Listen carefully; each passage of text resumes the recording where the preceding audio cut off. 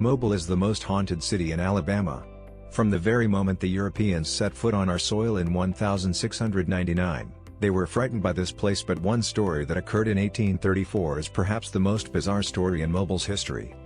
Welcome to our channel Around the World with Dua Mumtaz. Today we are going to share a story that includes friendship, a love story, murder, execution, and a tree.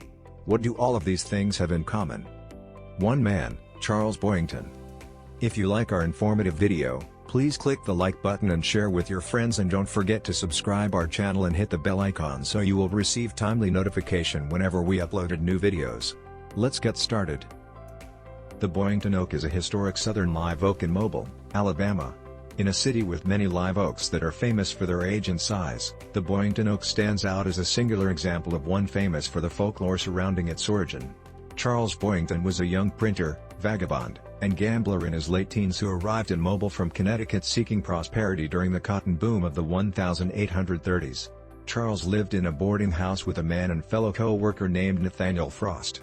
The two of them went to dances and balls trying to fit in with the high society of 1830s Mobile. One evening, Charles met a woman named Rose de Fleur and the two quickly fell in love. Rose was wealthy and her father did not approve of her daughter courting a poor man who worked for the Mobile Chronicle. Charles would write her poetry and would think about Rose all day, so much that it cost him his job. The two became inseparable. In the meantime, Boyington would care for his friend Nathaniel while he was suffering through a bout of tuberculosis. Frost would help Boyington with his rent in return. On the afternoon of May 10, 1834, Boyington and Frost went for a walk. Mobilians reportedly saw them together near the Church Street graveyard. Boyington was alone when he returned to his home around 3:30. Several others asked where Frost was. "Somewhere, I am in a hurry, I cannot wait for him." Boyington was on his way to the river wharves. He made a stop at a general store to buy a pair of pistols, a dagger and other items. At 8 p.m. he boarded the James Monroe bound for Montgomery. As the sun came up the next morning, locals were awakened to see the body of Nathaniel Frost hanging from a tree, covered in gashes and blood. Mobilians were stunned. The papers declared a murder and the mayor a $250 reward for the supposed killer. Boyington was the obvious suspect. Officers raced on horseback to catch the steamship on the Alabama River.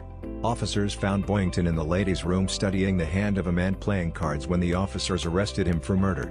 Boyington was brought back to Mobile and taken to the city jail. A quick trial with Charles having very incompetent lawyers found that Boyington was guilty of the murder of Nathaniel Frost. His sentence, death.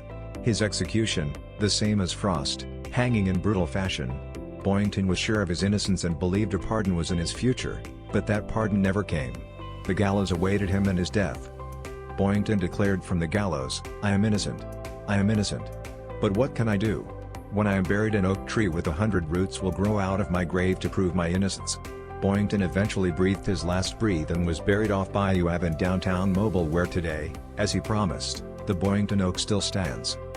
Thanks for watching. I hope you enjoyed this video. We will see you on our next video, and we'll share a story of the Red Lady of Huntington College as a ghost said to haunt the former Pratt Hall dormitory at Huntington College in Montgomery, Alabama.